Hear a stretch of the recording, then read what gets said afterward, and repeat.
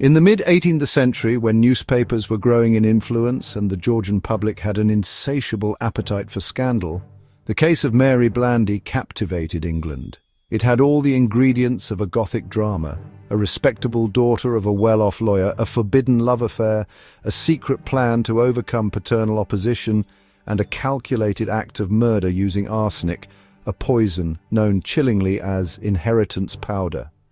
But Mary Blandy's case was more than just a salacious tale. It raised complex questions about women's roles in society, romantic manipulation, familial duty, and criminal intent. Was Mary a cold-blooded murderer, or a naive woman tricked by a calculating lover? This is the story of her life, her crime, and her tragic end. Mary Blandy was born in 1720 in Henley-on-Thames, Oxfordshire, into a respectable, well-to-do household. Her father, Francis Blandy, was a prominent local lawyer and town clerk. He had risen in status through his profession and was known for being intelligent, conservative, and fiercely protective of his only child. Mary received an excellent education by the standards of her time, and she was known to be intelligent, witty, and articulate. Her upbringing was marked by strong social expectations to remain virtuous, marry well, and reflect positively on her family's status. By her late 20s, however, Mary was still unmarried, unusually old for a woman of her class. Her father, concerned by her advancing age and perhaps overly ambitious for her prospects, reportedly advertised her dowry as £10,000, a colossal sum at the time. This made her an attractive target for fortune seekers. In 1746, Mary met Captain William Henry Cranston, a Scottish army officer stationed in England. He was charming, educated, and carried the air of aristocracy. More importantly, he wooed Mary with attention and promises of marriage. Cranston, however, was deeply problematic. He was the fifth son of a Scottish nobleman and therefore unlikely to inherit wealth. Even more damning was the fact that he was already married to a woman named Anne Murray, with whom he had a child in Scotland. This legal and moral barrier would prove disastrous for all involved. Cranston claimed his marriage was invalid and assured Mary and her parents that an annulment was underway. But Francis Blandy was not fooled. He suspected Cranston's intentions were mercenary and forbade Mary from continuing the relationship. Mary, deeply infatuated and manipulated by Cranston, was caught between her father's disapproval and her lover's demands. What followed was a tragic descent into deception and death. During the summer of 1751, Francis Blandy became seriously ill. His symptoms included vomiting, stomach pains, and muscle weakness. Classic signs of arsenic poisoning, though not widely understood at the time.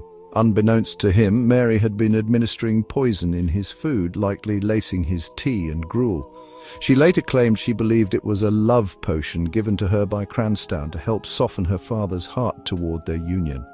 Mary's behavior during her father's illness raised suspicion. Servants noted her erratic demeanor and the strange way she handled his meals. Most damning was when she was seen disposing of white powder into the fire after her father's death, which was later confirmed to be arsenic. On August 14, 1751, Francis Blandy died in agony. A post-mortem, conducted by local doctors and apothecaries, found strong evidence of poisoning. Mary was arrested almost immediately. Cranston, however, fled to France, evading justice altogether. He would die of natural causes in 1752, having escaped punishment.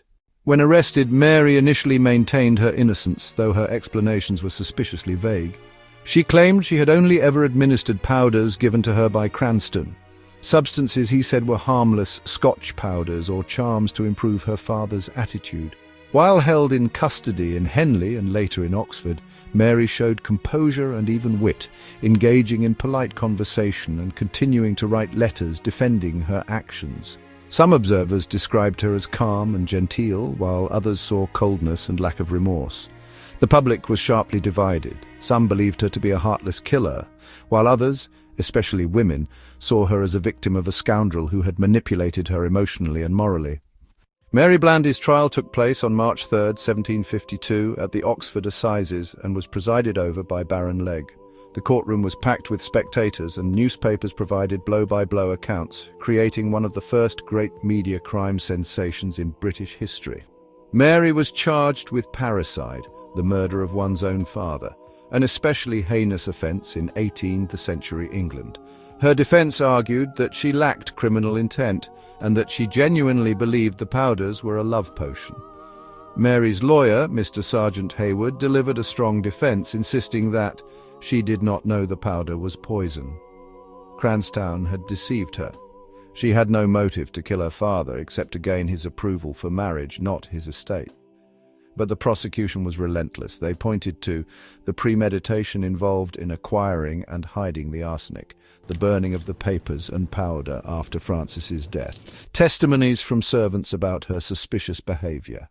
The jury deliberated for less than 5 minutes before delivering their verdict: guilty. Mary was sentenced to death by hanging, the standard punishment for murder in England at the time. The sentence was carried out on April 6, 1752, at the gallows of Oxford Castle. She reportedly faced her execution with remarkable composure. Dressed in black and supported by 2 clergymen, she prayed and recited psalms. On the scaffold, her final words, according to several accounts, were, "Gentlemen, do not hang me high for the sake of decency." Thousands gathered to watch her death, a grim but common public spectacle in Georgian England. Her body was not gibbeted, as was done with some criminals, but was buried in the churchyard of St. Mary the Virgin, Oxford. The Mary Blandy case left a deep impression on the public imagination. It became the subject of ballads, pamphlets, court reports, and theatrical adaptations. Portraits of Mary circulated widely, and souvenir hunters later sought to acquire relics associated with the case. The trial became one of the earliest examples of true crime celebrity, where public opinion was influenced as much by storytelling and press coverage as by facts. Some saw Mary as a tragic heroine, a smart, capable woman ruined by a deceitful lover and oppressive patriarchal norms.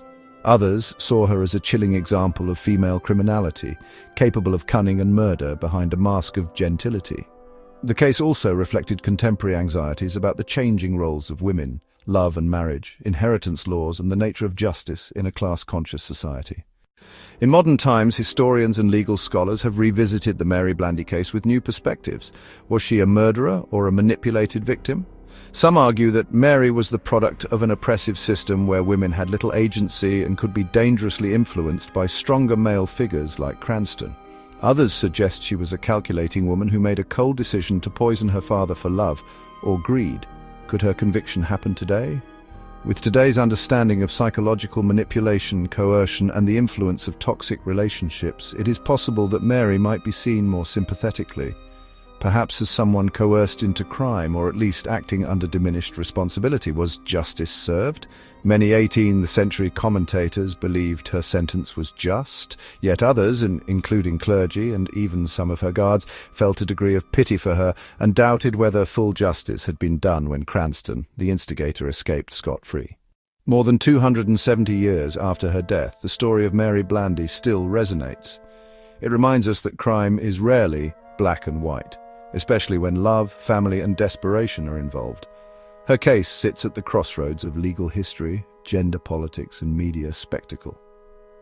Mary Blandy's legacy is both a cautionary tale and a historical puzzle. It warns of the dangers of blind romantic devotion and the tragic cost of secrets, but it also forces us to reflect on the limits of justice in a world where power, gender, and public opinion collide. Whether she was a victim or a villain, Mary Blandy's name lives on, etched in British legal history as one of the most notorious and tragic figures of the 18th century. Please like and subscribe to the channel for more true crime cases from history.